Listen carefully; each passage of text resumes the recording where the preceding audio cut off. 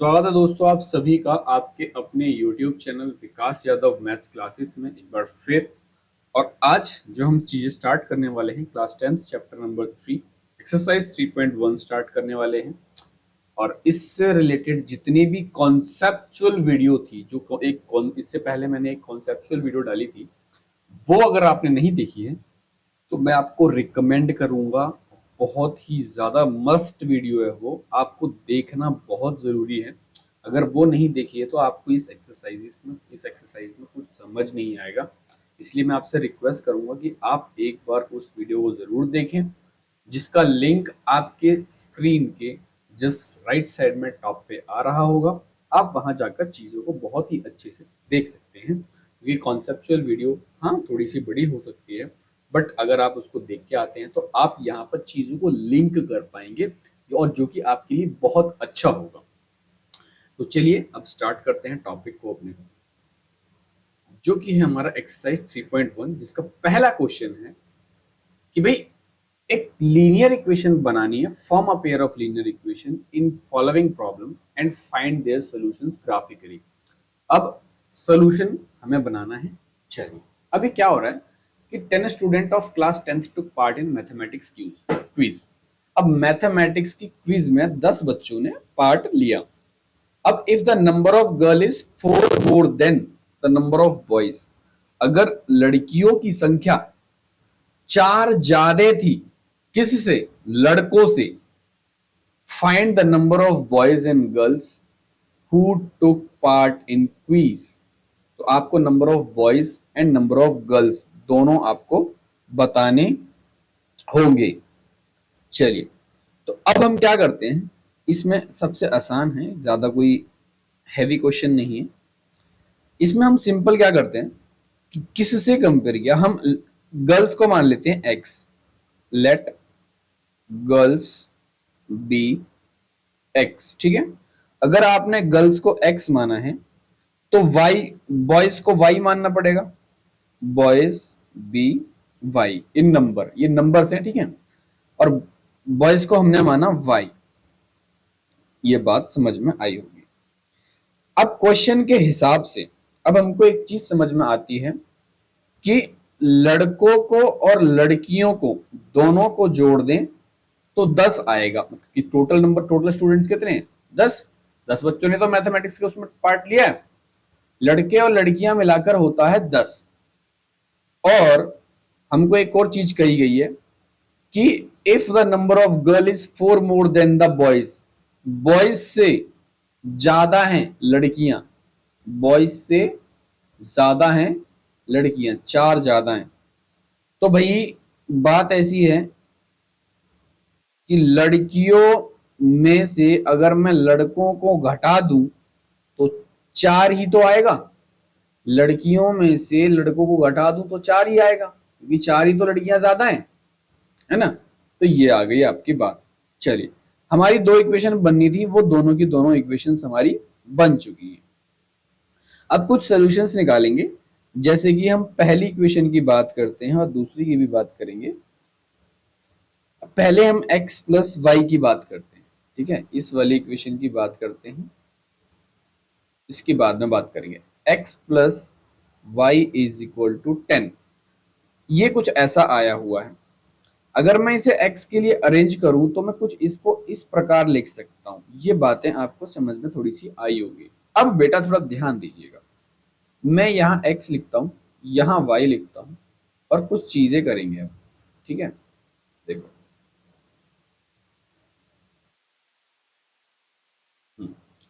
अगर मैं x की वैल्यू 5 ले लूं, देखो अब सॉरी, एक मिनट, यहां से मैं पहले चीजों, इस 5 को नहीं लेना। अभी मैं क्या करता हूं, मैं y की वैल्यू, अब देखो जैसे जैसे y की वैल्यू लूंगा वैसे वैसे x की वैल्यू मिलेगी।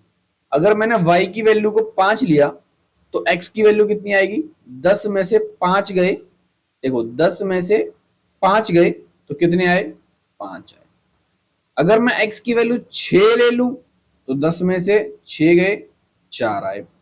अगर मैं x की वो सॉरी y की वैल्यू अगर मैं 4 ले लूं तो 10 में से 4 गए, 6 आ गया। ये आपको क्या मिल गया, कोऑर्डिनेट्स किसके, x प्लस वाई के। अब मैं क्या करूंगा, अब सिंपली हम x माइनस वाई की बात करेंगे। किसकी, x माइनस वाई बराबर 4। तो यहां से भी अगर मैं x को लिखना चाहूं तो ये हो जाएगा 4 प्लस वाई, और यहाँ x यहाँ y, ये चीजें हम निकालेंगे आसानी से चीजों को करते हुए। चलिए, इस बात समझ में आई। चलो, अब अगर मैं y की वैल्यू को 0 लूं तो x की वैल्यू कितनी हो गई, 4। अगर मैं y की वैल्यू को 1 लूं तो x की वैल्यू हो जाएगी 5। अगर y की वैल्यू को माइनस के 1 लूं तो ये हो जाएगी 3। ये कोऑर्डिनेट्स आपको मिल गए, ठीक है। अब कोऑर्डिनेट मिल गया, देखो यहाँ पे कोऑर्डिनेट क्या मिला हमें, यहाँ पे कोऑर्डिनेट मिल गया 5 5। यहाँ कोऑर्डिनेट क्या मिला, यहाँ मिला 4 6, ठीक है, 4 और 6।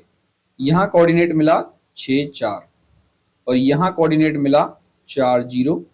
यहाँ कोऑर्डिनेट मिला 5 1, और यहाँ कोऑर्डिनेट मिला 3 और माइनस का 1। ये आपको कोऑर्डिनेट्स मिल गए। अब आपको सिंपली कुछ नहीं करना है, सिंपली आपको जो चीजें करनी है वो ये है कि भाई देखो, अब आप ना, ये काम अब आपका रहेगा ग्राफ पे लगाना। आपको इसको ऐसे करके एक ग्राफ बनाना है, ठीक है। ये बहुत गंदा बनेगा मेरा वाला, क्योंकि यहाँ पे इतना ज्यादा मेरे पे कुछ वो चीजें नहीं है, ज्यादा कोई सॉफ्टवेयर तगड़ा नहीं है।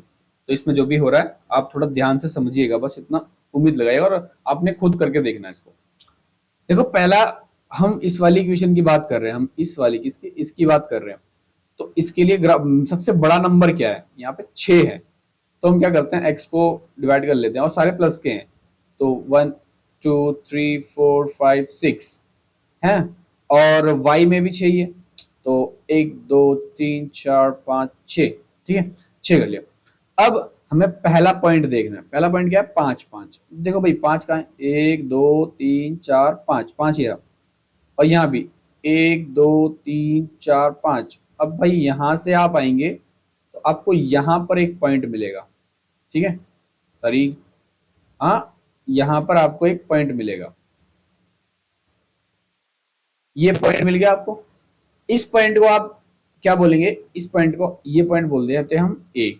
अब ये ए पॉइंट है, इसका कितना पॉइंट है, ये है 5 पॉइंट है। देन ऐसे ही आपको क्या करना है, 4 6 करना है। अब 4 ये रहा आपका, एंड 6 ये रहा आपको, ये रहा आपका 4 एंड 6, ठीक है। अब ये हो गया 4 एंड 6। अब ये 4 एंड 6 जब करेंगे, देन उसके बाद में ऐसे ही फिर आपको दूसरा भी करना है। सारे जब आप करेंगे तो फिगर कुछ इस प्रकार की बनेगी आपकी, ठीक है। ऐसी एक कोई एक ऐसी फिगर बनेगी जिसमें क्या हो रहा है कि यहाँ पर एक पॉइंट आएगा। ये जो पॉइंट होगा ना, ये आपका ये वाला पॉइंट, ये पॉइंट करीब 7 3 का होगा, ठीक है। ये 7 3 का होगा, तो ये जो पॉइंट होगा ना, ये एक्चुअल में आपका क्या होगा, ये होगा सॉल्यूशन।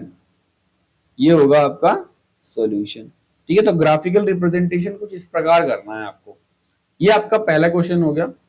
सेम इसी तरीके से मैं आपको सेकंड की इक्वेशन बना के दे रहा हूं, और आप उसका बाकी के क्वेश्चन, बाकी जो आपका ग्राफ का काम है वो आप खुद करिएगा।